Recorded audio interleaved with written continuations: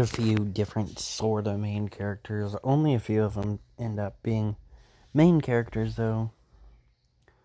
It's a brother and his adopted brother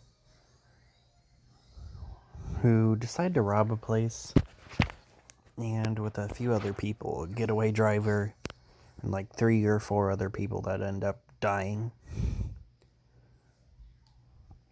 They never mention them again, which I thought was a bit odd. They kind of just abandon them too. I guess they just assume they're dead, but they never say anything. So, it was kind of odd. Get these two buddy cops. One has a crush on this random girl he's seen in a bank a few times. So he ends up going into the bank that they're gonna rob. And he tells the person that's pretending to be the manager, who's also, robbing the bank, tells him the wrong name, the wrong last name. Tells him this girl's name is Kim Park, but he sees on her desk it says Kim Daniels. And that's when he realizes something is wrong. We also get this other kind of main characters, these two ambulance people. I don't know the exact technical term. But yeah, it's Cam and Colin gets his ass knocked out with a gun later in the movie, and then he just disappears. So they made you think it was going to be kind of important. They had a scene where they went out for lunch, they talked for a bit, tried to, improve Cam's character, give her some more development.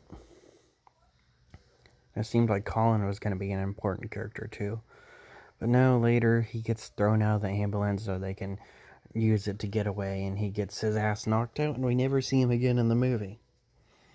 So he's the only other character that seemed like a main character that ended up not being one. But yeah, they need to rob the place because his brother needs money. They show that he's already rich, so I don't understand why he's robbing. They never explain that. He already has money. He's introduced in a scene where he's telling him, hey, rich people don't like you looking at their stuff. And I'm pretty sure it's his place. Why else would he go to, some random house and negotiate with his brother? His brother just, pulled up some random house to negotiate with his brother? No, that's his house.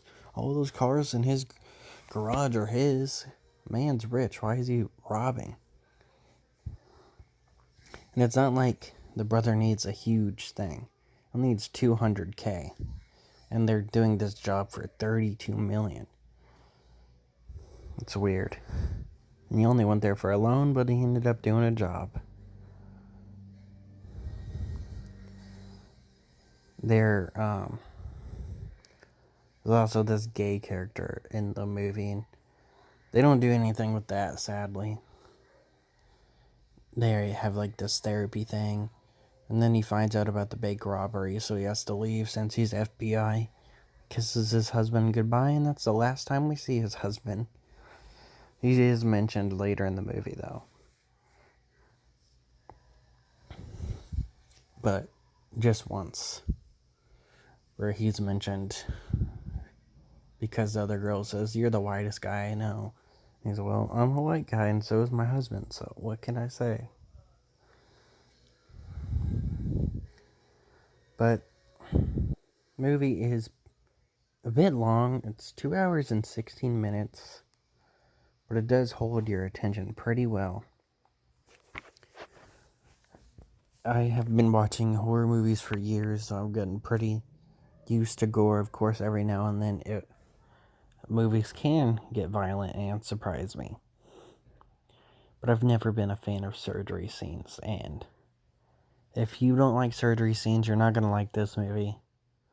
Because there's a scene where the cop has to get performed surgery on because the other brother shot him twice, Will. And I finally figure out where the other wound is, and he's starting to bleed out. So they have to pull out his spleen, and it burst. She's all up in his stomach. It's a pretty long scene, too. So if you don't like surgery scenes, I wouldn't recommend this movie, or just skip past that if you're watching on a streaming platform. Which I watched this on Peacock. But the two brothers, he thinks his brother's dead, so he ends up going crazy and decides to kill the person that did shoot him. But the brother is still alive, so he shoots him in the back. And Danny dies. But Will survives in the hospital, and the cop, for some reason, covers for him. He's like, hey, who shot you? Was it Danny or was it Will? And then he lets him slide the pictures back and forth. And then he says, he saved my life. And then points at Will, the dude that shot him twice. There's also this random scene where he wakes up. She tells him to shush. And then that doesn't lead anywhere. Because eventually he just passes back out for most of the movie. Until she has to perform surgery on him, and that's when he wakes up again. And then he wakes up again when the plot needs it. Because they're in this hideout. And he reveals, hey, I have a gun. I had my partner's gun. Okay, cool. It's not very good. It's a decent enough movie. It was pretty intense. But it really isn't that good, in my opinion. It is intense and it does keep your attention there, but I don't know. I didn't like it that much, but it wasn't something that was exactly boring.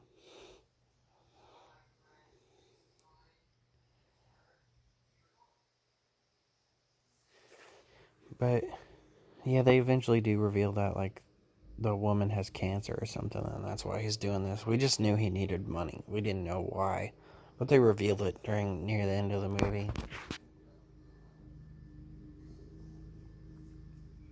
I still don't get why the cop would cover for him, though. There is a bit of drama because of Roboter or something. I can't say his name. I'll just call him Robert. He is one of the people that they call to get a diversion, and he ends up getting seen by the cop that's getting held hostage in the back of the ambulance.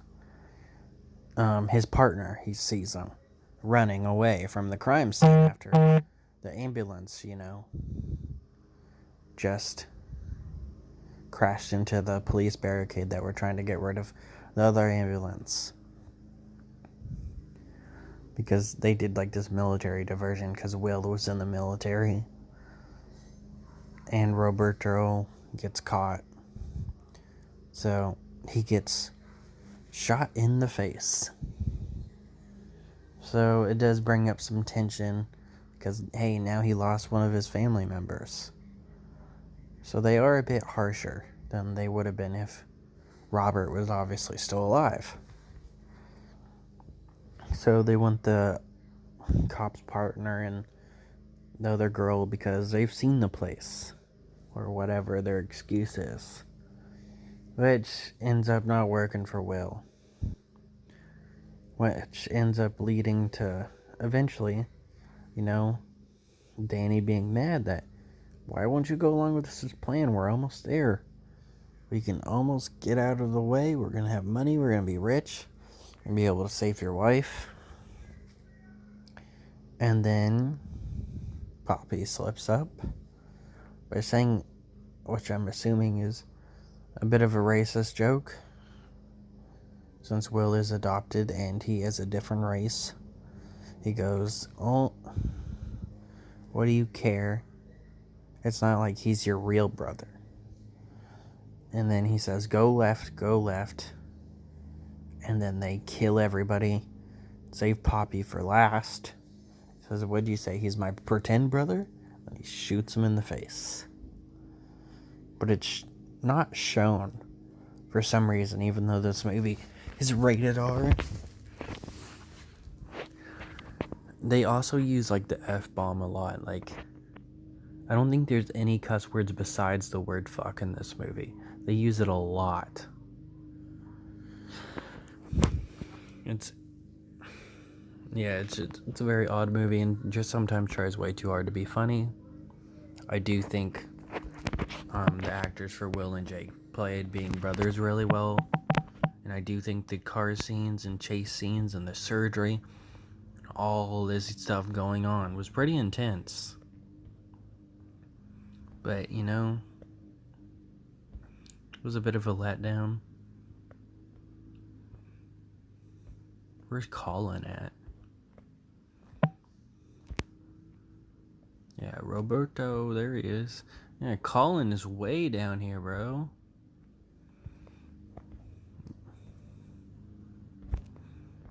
Even Mel Gibson was higher than him. Well, that's what he was called in the movie. William Wallace is his name, but he was called Mel Gibson as a joke throughout the movie, and I just assumed that was his name for a little bit. But yeah, I guess that's about it for this movie.